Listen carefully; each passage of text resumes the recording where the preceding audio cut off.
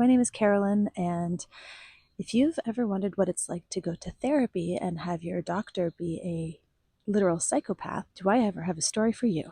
I went to therapy for child abuse, and the provider that I was paired with is likened to Ted Bundy and other notoriously charming but dangerous predators.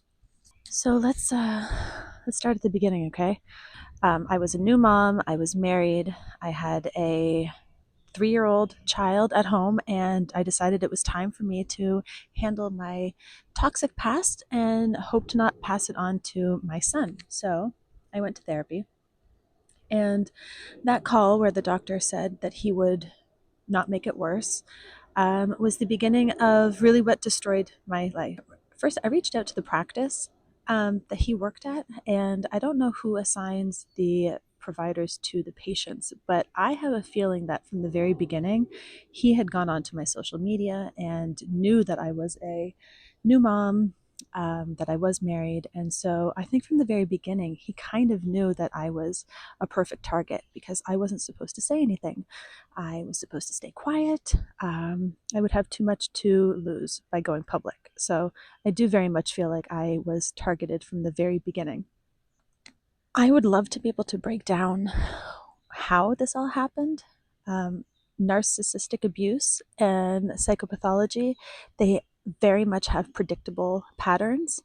And I'm really just kind of pissed off that it took so long for me to realize what abuse looked like. Because had I known going into therapy with any of the doctors and subsequent doctors, I would have realized that my mother was a narcissist. My brother is a narcissist. I was surrounded by narcissists. Again, that made me the perfect victim. It was July. I went to see him for child abuse. Everything started very normal, and he was an attractive doctor. In therapy, there's this thing called transference that happens. I had been talking about something that was very personal. Obviously, I was in therapy. I wanted to do a good job. And I have a very hard time being emotional in public. I don't like it. It makes me feel very uncomfortable. And I started crying. And while I was crying, I remember he leaned in and was staring right at me. And I became very uncomfortable. And I shrugged. And I said, don't look at me. And he asked, why? And I said, I don't know. I just don't want you looking at me while I'm crying. When I came back the next time, and he said, so what was that about? What was the discomfort? And I said, I don't know. Maybe it's a mating thing or something. And disclaimer, I'm also autistic. And so my way of being able to express myself can be a little bit awkward always. And so for me to say that it was a mating thing was trying to say that I was uncomfortable being under the gaze of a dude, a man who was not my husband. So as soon as I said that, I think that kind of, that's when things kind of started changing. So my doctor started love bombing me in sessions. He would say that I was objectively attractive and charming and talented and ambitious and creative and all of these things. And I just remember thinking, wow, even my husband doesn't see me that favorably. And so it started kind of highlighting what I was missing in my marriage. And I would leave sessions, and just once a week, I would leave sessions and go home and start Googling what is transference in therapy. And it is when a patient will start to put on, they'll transfer their feelings that they have for other people in their lives, they'll transfer that onto the therapist. And it can be very, very therapeutic, very helpful. And so, me wanting to be the wonderful patient in therapy, I decided that I should bring it up and I should tell him, as uncomfortable as I felt, that I was having these feelings, because it sounds like transference can be a wonderful opportunity to explore the feelings that the patient is having. So I thought in a safe situation, I should be able to tell my doctor that I was having these feelings. So in therapy, I said, he had asked me something about what was happening with those feelings that I had towards him. He would prompt it, he would bring it up in session, and I would very awkwardly tried to play it off and shift in my seat, and I was sitting crisscross applesauce. There's this idea that I maybe somehow could have like seduced him, or I am very awkward. I don't know that that literally exists in me. So anyway, I was sitting crisscross applesauce, and the doctor would start asking me questions that were pushing boundaries, and he started to disclose. He told me about his wife. He told me that they were having some issues in their marriage. He told me about his children. Um, he started revealing parts of himself, and we started to blur the lines of patient and doctor, to the point where at the end of my sessions, he made a very bold boundary crossing, and he would go and sit at a different chair. So he had in the space, there were two chairs. There was his, I guess, therapist chair, and there was also his desk chair. So after our 50 minutes were over, he would move to the other chair and pretend now like we were just peers, like we just had a regular friend to friend exchange happening, and it was no longer about therapy. So one of the major boundary crossings that happened while still in therapy was when he told me once what he would do with me if he brought me to his hometown. And he knew that I was an artist, so he told me which museums we would go to, which hotel he would take me to. And I think at this point I was really appreciating the attention, and that there was someone who was so kind and so nurturing, and a therapist of all. Like I felt very flattered, I felt very special. And then he asked me what I would do with him if I brought him to my hometown. And again, being autistic, being put on the spot is literally like the worst thing for me. I will always freeze up. So I know I came up with something lame, and this was all him essentially planting the seed of us having any kind of a relationship outside of therapy. Abuse by a therapist is known as professional incest and rape, because they have access to your thoughts and your experiences that you would not trust to just anyone if it weren't for the fact that they were a qualified professional. Also known as attempted soul murder, and it very much does feel like you are just dead by the end of it. So imagine in therapy, I am getting this validation from this therapist, and really what it should have highlighted was, wow, I don't think I really have this kind of a connection in my marriage. And that's honestly what should have happened. Instead, my doctor saw an opportunity to be able to manipulate, exploit, and coerce me for the next 7 years. Once my doctor found that there was a chance that I might be open to being manipulated by him. Again, this is because he knew all of my past. He knew that my mother had been awful, that my father had been awful. He even prompted me once. He tested to be able to see how I would react in the future. He said, "Why aren't you more angry with your father?" My father had abandoned me and been neglectful, and my dad always wanted to be better.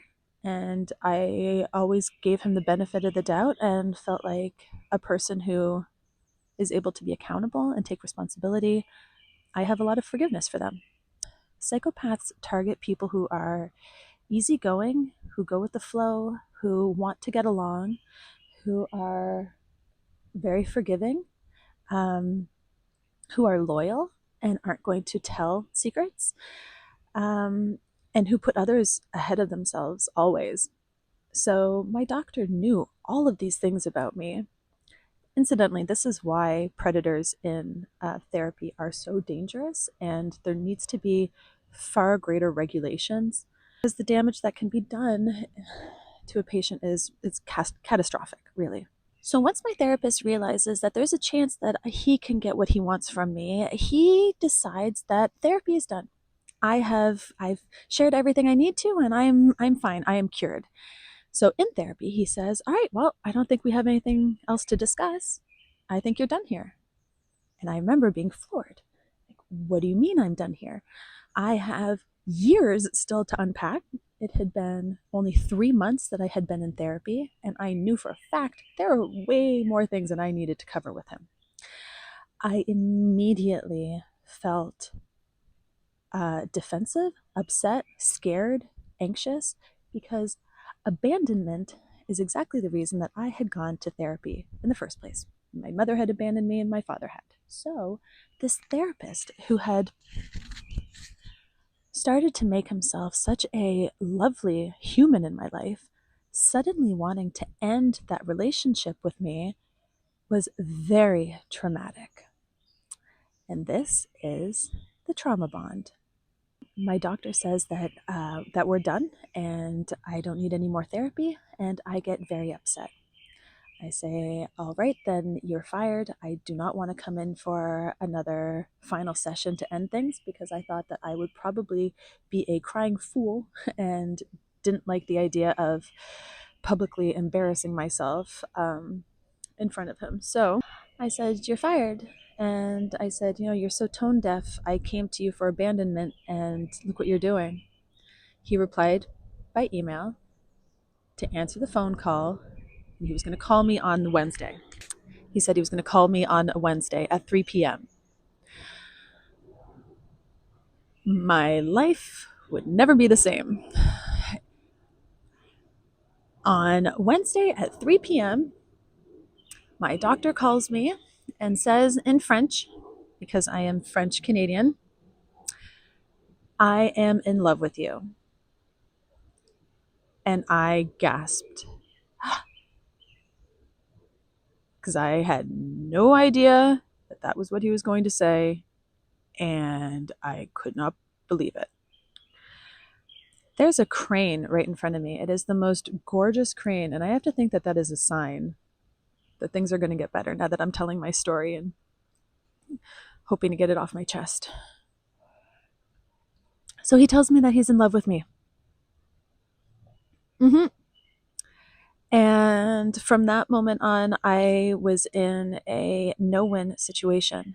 I was either going to destroy my husband by betraying him, or have to turn in my doctor and potentially ruin his career or life.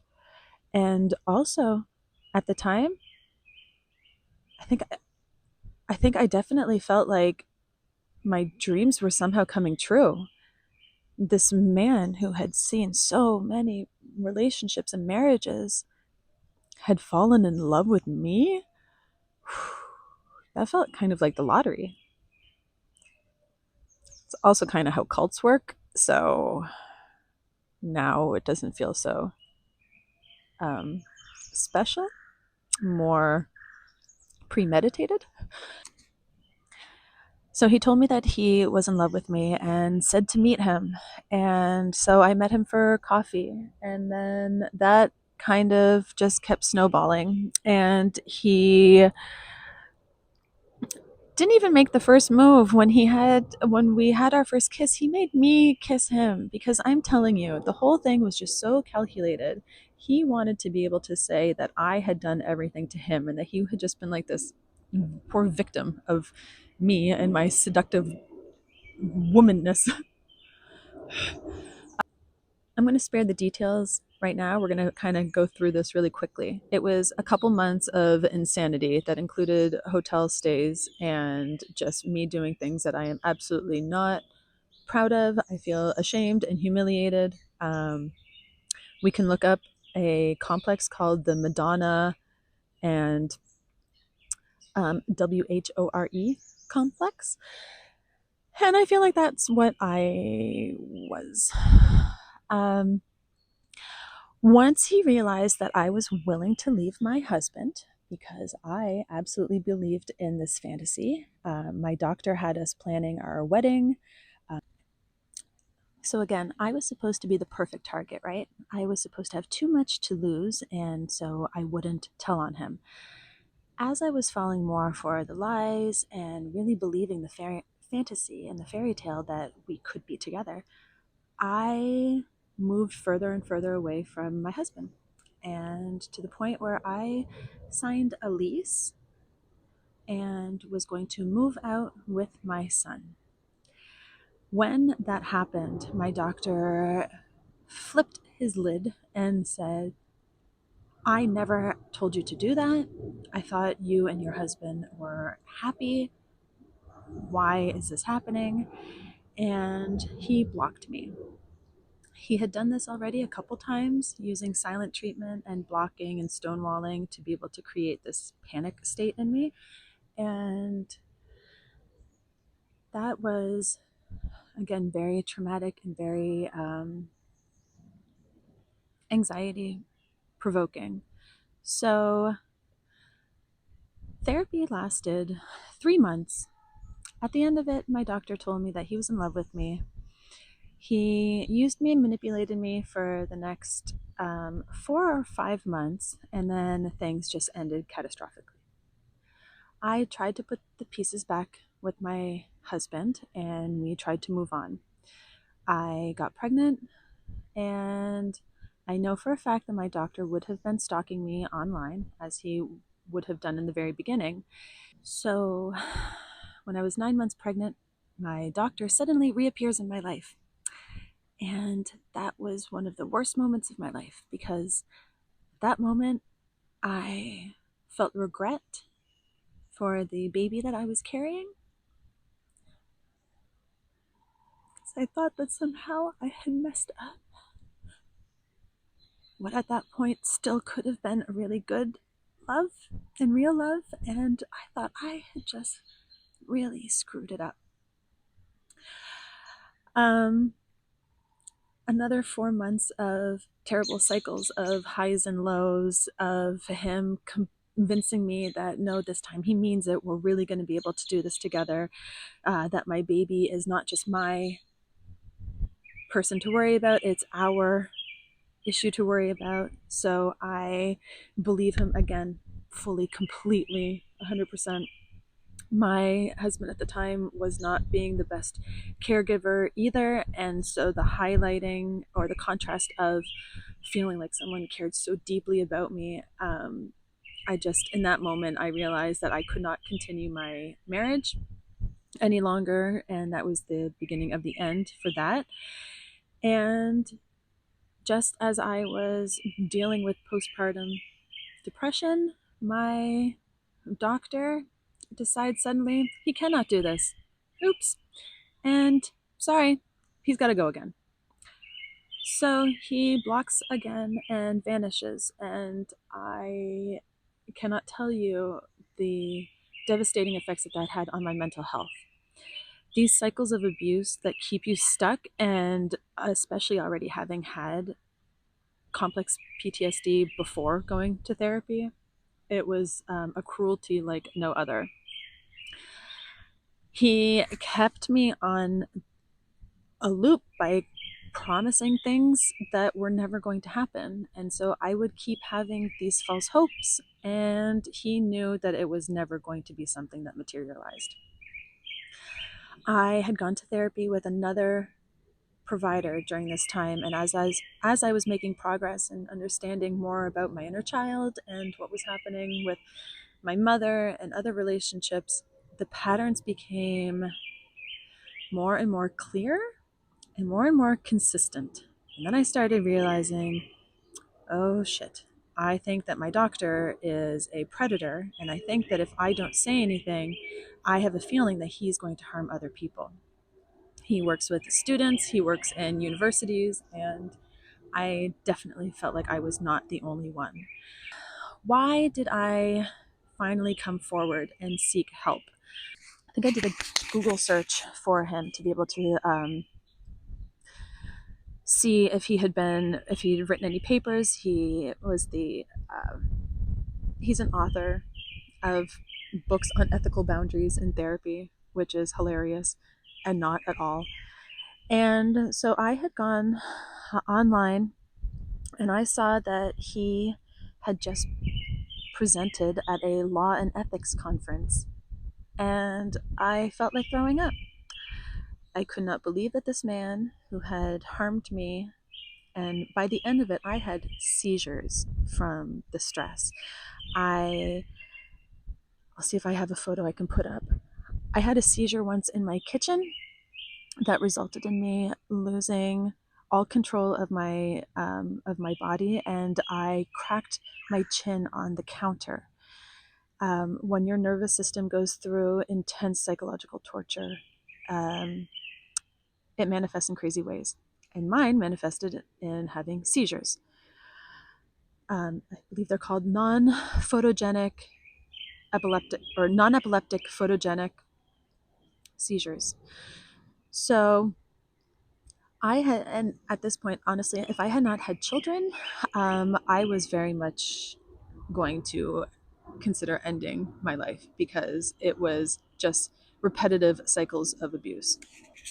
Realizing that my doctor had just been presenting at a law and ethics conference made me feel like if I don't say anything, then it's just going to continue happening. And I feel like that's kind of why I was in therapy in the first place, is because people saw abuse happening in my family and they didn't say anything. And if anyone literally had spoken up, maybe it could have saved me from being harmed from them.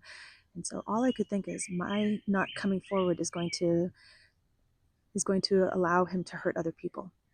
So I reached out to a Facebook group for complex PTSD, and I explained what had happened to me, and almost immediately I was told to reach out to an organization called TEL, which is for therapy, abuse, and exploitation.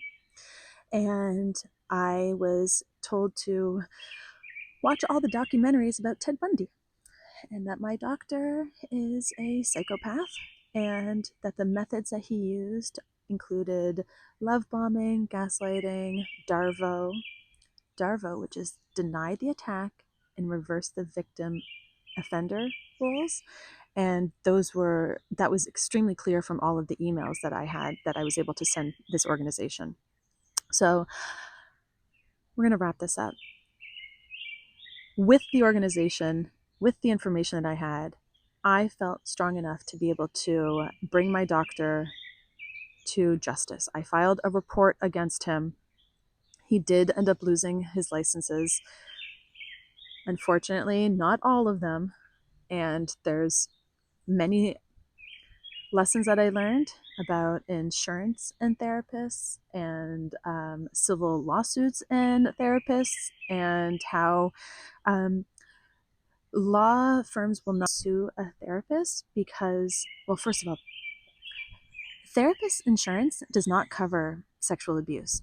So a doctor is able to assault their patient, and the idea is that therapists won't do that because they don't want to become personally responsible and liable, that like a patient could sue them.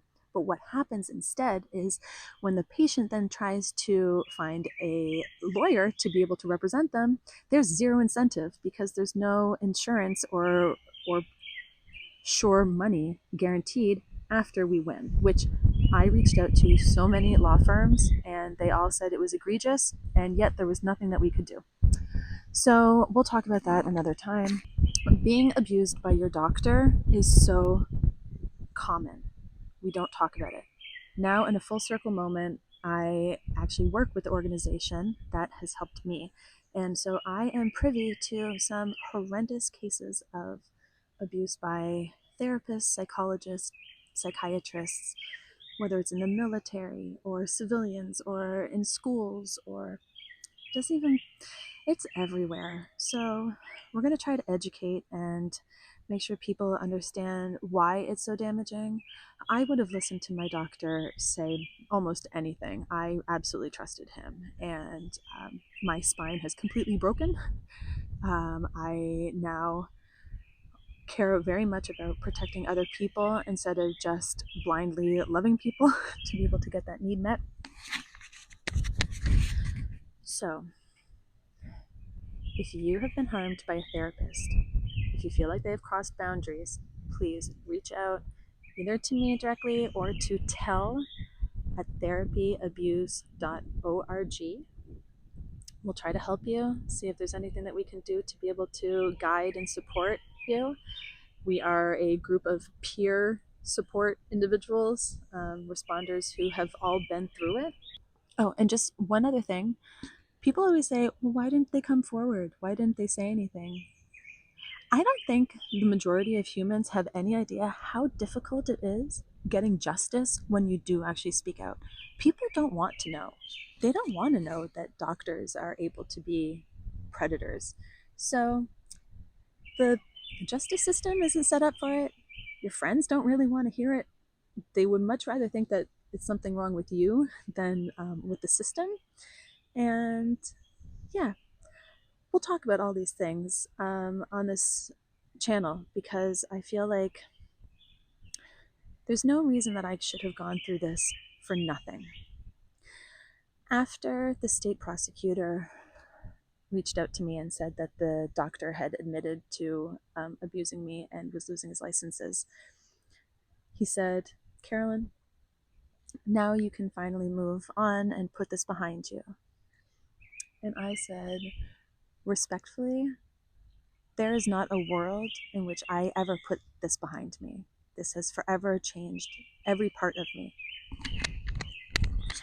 I forever will try to educate and prevent it from happening to other people and help those who it has happened to heal and to make sense of the nonsensical.